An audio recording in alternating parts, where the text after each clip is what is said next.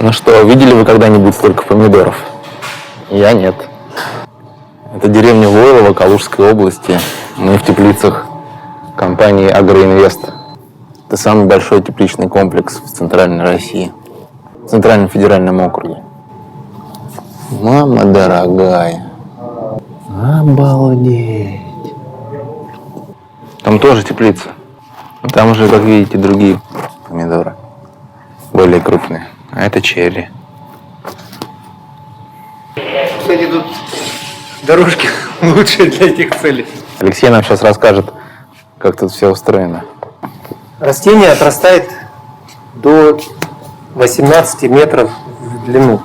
Каждую неделю в теплице происходят одни и те же 5 основных операций. 3 верхние и 2 нижние. Верхняя операция – это приспускание со сдвигом, это уход за верхушкой, для того, чтобы убрать лишнее ответвление, пасынки, так называемые, и формирование кисти, в зависимости от сорта. Лишние цветочки удаляются, и остаются только те, которые будут плодоносить. И 2 нижние операции – это обрыв листа, для того, чтобы фрукты были открыты и получали необходимое количество света. И это уже там обрыв продукции, когда она созревает. Фундамент растения – это корневая система.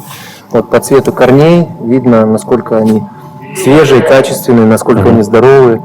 Поэтому То есть, как видите, здесь нет никакой земли. Здесь ну, это и есть земля. это Да. земля, только... Отсюда происходит питание и полив, то есть корневая Ой, господи, подпитка. как это так? А вот через нее капельница система, через нее поступает вода Мама с дорогая. удобрениями. И оно, видите, прям под корень как бы дает основное питание. Алексей, объясните, почему помидорам в теплице не нужна земля? А можно воспользоваться вспененным, как вы сказали, Ну, базальтом? это субстрат, да, это субстрат, это натуральный как бы песок базальтовой породы, который нагретый при высоких температурах. Он полностью имитирует как бы натуральные свойства грунта, да, в которых достаточно комфортно находиться в корневой системе для того, чтобы получать тот комплекс микро- и макроэлементов, который там задает агроном. В этих теплицах помидоры выращиваются, как на заводах делают машины и разные промышленные товары. Овощам задаются необходимые свойства, и путем высоких технологий эти свойства помидоры и огурцы приобретают. Что нужно растению? Вода, нужны питательные вещества и нужна энергия. Все необходимые минеральные вещества поступают с водой. Здесь используют в том числе дождевую воду. Ее собирают с помощью специальных желобков на крышах теплиц. А потом используют ее для полива растений. Если солнечная погода, то, соответственно, уменьшается... сейчас вот Алексей нам объяснит. Воду мы всю собираем с кровли. У нас специальные резервуары, бассейны, которые зимой и летом собирают эту воду. Примерно в этой климатической зоне 38 тысяч кубов на этой площади теплиц. Мы собираем круглый год и равномерно используем. Но вы проверяете, какой там минеральный состав? Мы проверяем минеральный состав, мы используем обратный дренаж, то есть очищаем ту воду, которую рециркулируем, и дальше ее используем повторно. Мы добавляем только необходимое количество минералов для того, А как вы добавляете? Есть специальное помещение, где приготавливается раствор, мы туда придем, посмотрим. И туда прям вносится... Это как сироп, готовится некий сироп, а дальше этот сироп уже размешивается с водой и подается через капельную систему каждой корневой. Получается, как в аптеке. Получается, есть точный рецепт, Точный и рецепт. поэтому у помидоров круглый год один и тот же вкус. На специальных контрольных рядах у нас стоят устройства, которые меряют определенные агрономические показатели, ECPH, и отсюда идет регулировка удобрений. С одной стороны, это экономит средства на удобрения, с другой стороны, это позволяет контролировать тот баланс веществ, который необходимо дать растению. Этот баланс формируется в зависимости от времени года, от сорта растений, от его состояния. Как только приходит 400 джоулей энергии, вот, За день или за сколько? нет, За сколько? неважно за какое время, вот 400 накопилось суммарно, Ага, я понял. да, отключается там определенное количество досветки для того, чтобы экономить энергию. Так. Вот. Если в летнее время, естественно, солнца много, когда солнечные дни, да, и, соответственно, там свет мы практически не используем. То есть пользуемся только солнечной энергией. А в осенне-зимний период, конечно, там солнца недостаточно, и тем более, вот вы видите, пасмурно когда, да, мы полностью используем досветку, которая позволяет нам заменить ту натуральную солнечную энергию, которая необходима для роста растений. Да. Труба роста. В радиусе 50 сантиметров создается определенный температурный климат, который позволяет ускорить рост растениям для того, чтобы плоды были налитые и были одной формы. Но уже дальше, когда плод сформирован по своей геометрии, уже здесь открываются листья, вот как вы видите, да, полностью открытая кисть, и здесь уже работает только свет, который направлен на созревание этих томатов. Ну, там работают сахара, которые за счет изменения климата и имитации полностью природных условий, сахара, которые наливают и продукт, и идет там определенные там. Ну, это тоже получается такой контролируемый процесс. Ну, он контролируемый, но по сути он уже на этом этапе, когда ветка сформирована, он уже таким естественным способом. То есть нельзя его ускорить никак. Как мы говорим, от цветочка до красного томата 8 недель. Поэтому, как ни крути, мы можем прям за 8 недель, точно видя, как у нас поработали шмели, как у нас поработали там верхние овощеводы, мы можем точно спрогнозировать, что у нас будет через 8 недель, какой урожай, насколько он качественный, насколько он продуктивный, сколько килограмм мы соберем. То есть мы уже все можем оттуда считать. Вот если помидоры не обрезать, то они, получается, как в джунглях вырастают практически. Все стандартизировано. Поэтому 1, 2, 3, 4, 5, 6, 7, 8, 9, 10, 11, 12. На каждой ветке ровно 12 помидорок. Это достигается тем, что на этапе цветения просто обрезаются лишние цветочки. Кроме того, что мы знаем количество на каждой ветке, мы знаем точно количество рядов в теплице, знаем длину каждого ряда, знаем, сколько кустов на каждом ряду, ну и, соответственно, можем посчитать с точностью до десятков килограмм. Для защиты растений здесь не используют инсектициды, а используют других насекомых, которые борются с вредителями. Например, специальных хищных ос. Сюда приклеена личинка, когда наступает время.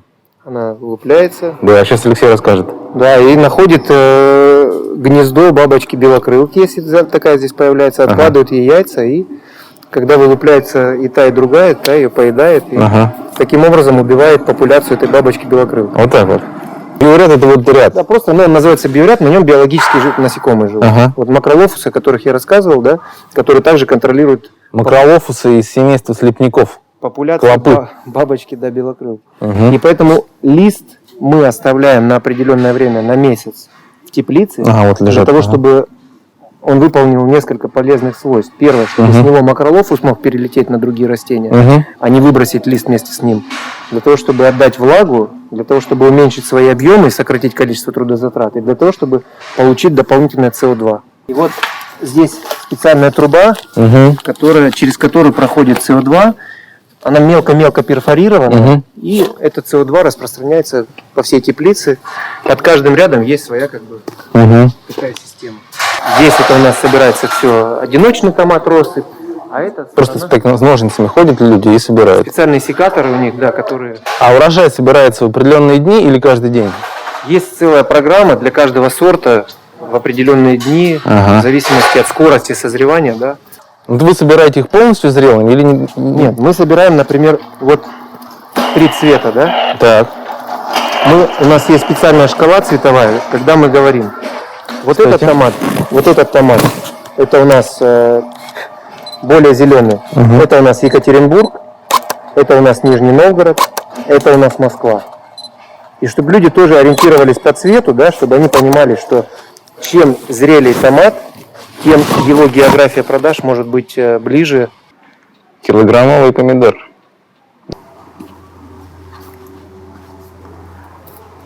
Мы забыли вот еще о чем рассказать. Помидорам, чтобы они были вкусными и красивыми, нужен не только свет, но и темнота. Поэтому ночью здесь свет выключается, и в это время 6 часов происходит... должны спать, да, томаты спят. Энергия перерабатывается во вкус. Да, энергия во вкус. И получается то, что получается. Интересно, видят ли помидоры сны?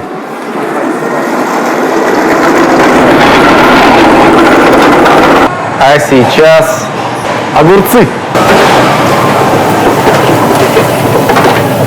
Огурцы – это тропическая культура. Здесь основное отличие от томатов в том, что растениям нужна очень-очень высокая влажность, практически 90% постоянно.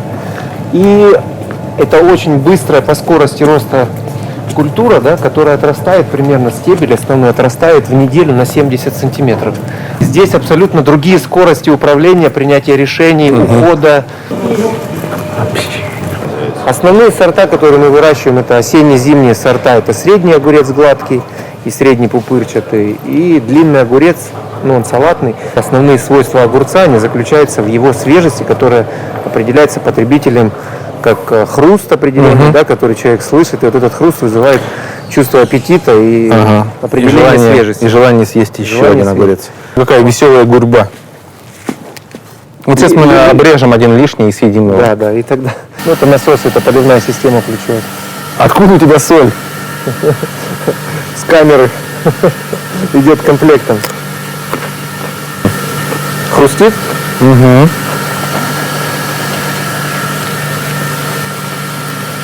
Ну вот, у огурца-то есть вкус.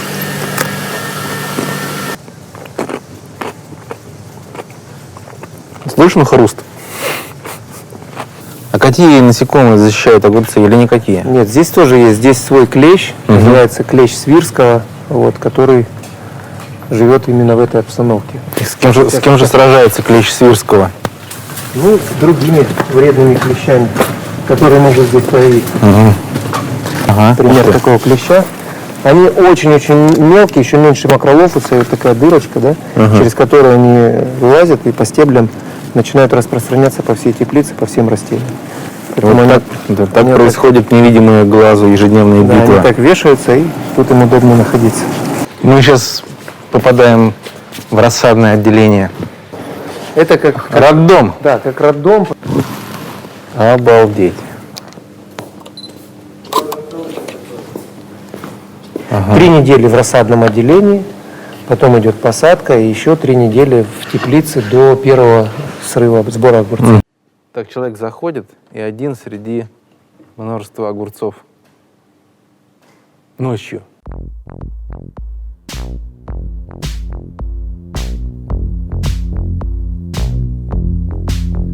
You got random notes in your rules. They could build themselves into a loop, like a saxophone played out of tune. Want to form patterns so we